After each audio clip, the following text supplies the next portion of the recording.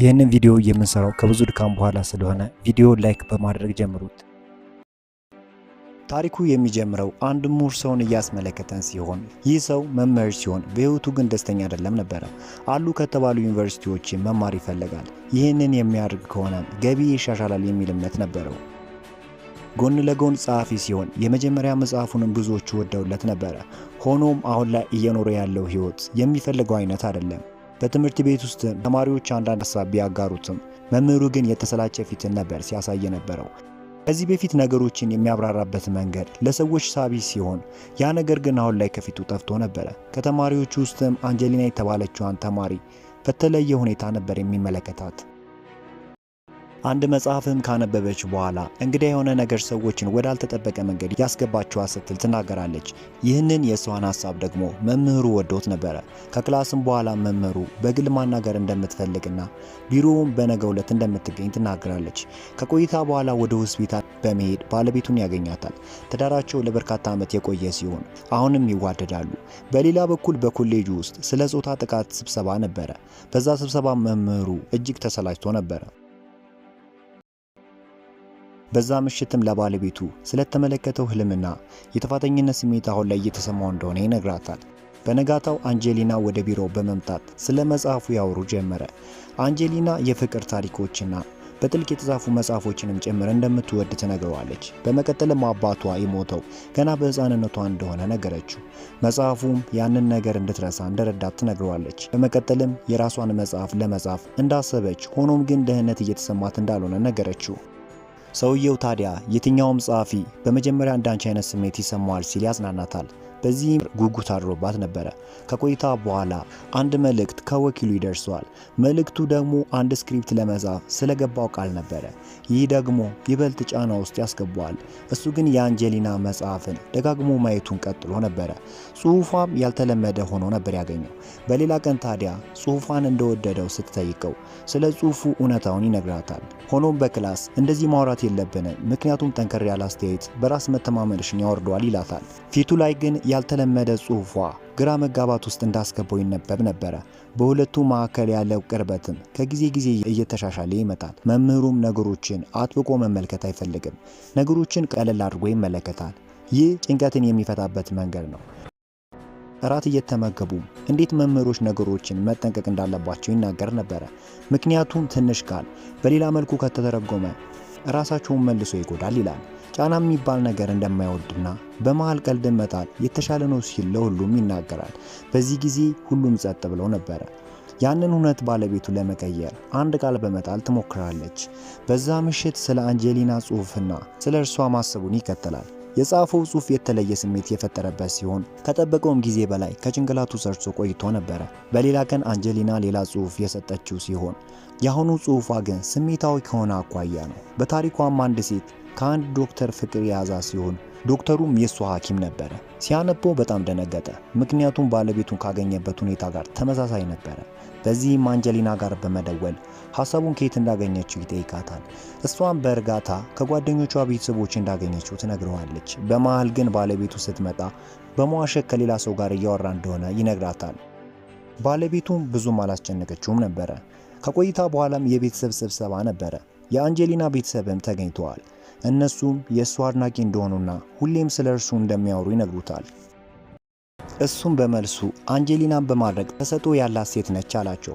ሆኖም የእንጀራ አባቷ ስለ ሕፃንነት አስተዳደጉ ያወራ ነበረ። ትንሽ ግራ ተጋብቶ ነበረ። በመቀጠልም አንጀሊናን ሲጠይቃት አንጀሊና አባቷ በወጣትነቷ የሞተ ሲሆን ከዛ በኋላም ህይወት እንደከበዳት ትነግረዋለች። እንዲያውም አባቷ በህዝብ ፊት በሚያሳየው ባህሪ ታፈር እንደነበረና ያ ነገር አሁን ይጸጽተኛል ትለዋለች።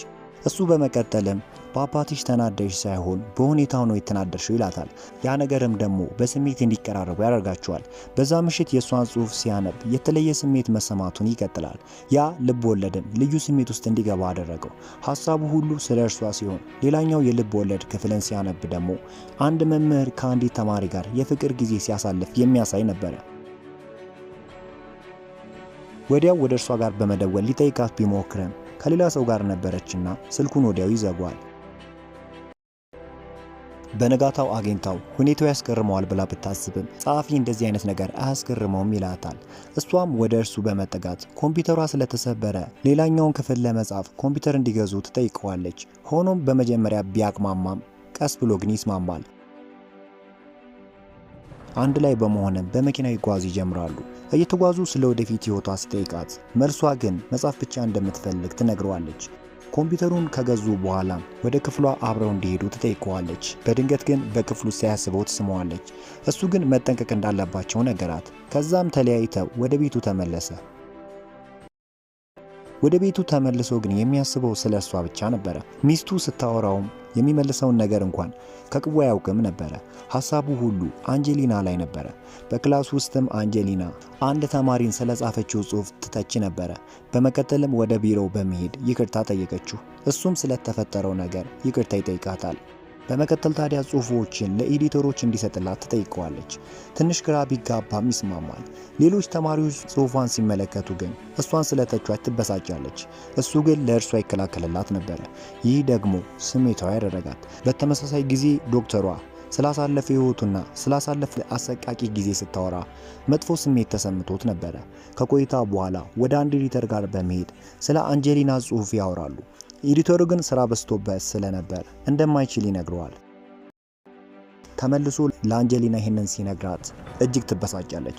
ሐሳቧን ብዙ እንዳልጣረ ነበረ ያሰበችው። ትንሽ ከተጨቃጨቁ በኋላ ራስ ወዳድነት ስትል ትመልስለታለች። ያቺ ቅጽበት ግን በሁለቱ መካከል ያለው ትስስር የፈረሰ ይመስል ነበረ። ሁሉም ነገር በፍጥነት ይፈርስ ጀመረ። አንጀሊና በመቀጠልም መጽሐፉ ካልታተመ ጥቅም የለሽ ህይወት ነው ምኖረው ትለዋለች። የተጠጋችው መጽሐፉን እንዲያሳትምላት እንደሆነ ነገረችው። በሌላ ቀን ኃላፊው ጠርቶ ያወራዋል። ኃላፊውም አንጀሊና ሁሉንም ንግግራቸውን እንደቀዳችና በእጇ ውስጥም ፋይሉ እንዳለ ይነግረዋል። መምህሩ ምንም ነገር ያለ ፍላጎቷ እንዳልሆነና ትስስራቸውም ቀስ በቀስ እንዳደገ ነገረው። ኃላፊው ግን መረጃው ጠንካራ እንደሆነና በጾታ ጥቃት ሊያስከስሰው እንደሚችልም ይነግረዋል። ይህ ደግሞ ጠበቅ ያለ ጥናት እንደሚደረግበትም ጭምር ነበረ። በዛ ምሽት ምንም እንዳልተፈጠረ ሚስቱ ለእራት ይዟት ይወጣል። በጣም ተገርማ ነበረ፣ ምክንያቱም እንደዚህ አይነት ነገር አድርጎ ያውቅም ነበረ። በእራትም ጊዜ ሁሉንም ነገር ይናገራል። በመጀመሪያ ቀልድ ስለመሰላት በሳቅ ታልፈዋለች። ፊቱን በደንብ ስትመለከት ግን እውነታውን ትረዳለች። በመቀጠልም ባለቤቱ ተናዳ በዛ ቀን ከአንጀሊና ጋር እንደነበር ትጠይቀዋለች። ሙሉውን ባይናገርም ማለፍ የሌለበትን መስመር እንዳለፈ ግን ለእሷም ይነግራታል። በዚህም ተበሳጭታ ትሄዳለች። ከዛ በኋላ ህይወቱ ቀዝቃዛና ባዶ ሆኖበት ነበረ። ሚስቱ የተናገረችውንም ኃይለ ቃል ከባድ ስለነበር ሊረሳው አልቻለም ነበረ። በመቀጠልም ምስክሮችን በማሰባሰብ ጥናት ይደረግበት ጀመረ። የሆስፒታሉ ስታፍ እንኳን አልቀሩም ነበረ። ሚስቱም በጭንቀት እንደተሞላና ስሜታዊ እንደሆነ እንዲሁም እንደተረበሸ ትናገራለች። አንጀሊና ግን ጽሑፋት ከትክክለኛ ህይወቷ ጋር እንዲመሳሰል በማሰብ በመናገር ነበረ። አንጀሊና ሁሉንም ነገር ስትናገር ሁኔታው ሙሉ ለሙሉ ይቀየራል። ሲመለከታት የነበረው በተለየ ሁኔታ ሲሆን የእሷንም መጽሐፍ ያለ ፍቃድ እንዳነበበ ተናገረች። መጽሐፏን እንደሚያሳትምላት በመናገርም እንደተጠቀመባት ትናገራለች። በማልቀስም ተጎጂ እንደሆነች አስመሰለች። ኤዲተሩ ግን የአንጀሊና ጽሑፍ ሲመለከት እንደወደደው አሳወቃት። የመምህሩ ህይወት ወደ ታች፣ የእርሷ ህይወት ደግሞ ወደ ከፍታ ሄደ። በመጨረሻ ቃሉ ታዲያ በህይወቱ ትልቅ ስህተት እንደሰራና ሁሉንም ነገር እንዳጣ ይናገራል። ምንም ነገር ባይፈጠርም እንደማታምኑኝ ያውቃለሁ አለ። በዚህም ስራውን ያጣል። ጊዜዎች በሄዱ ቁጥር ግን ህይወቱን እንደገና መገንባት ይጀምራል። ሆኖም ከብዙ ጊዜያት በኋላ እንኳን መጽሐፏን በንዴት ያነበው ነበረ። ያ ስሜትም ከውስጡ ሊጠፋ አልቻለም ነበረ። አዲሱን የዚህን የፊልም ክፍል በሌላ ቪዲዮ የማቀርብላችሁ ይሆናል። አብራችሁን ስለቆያችሁ ከልብ አመሰግናለሁ።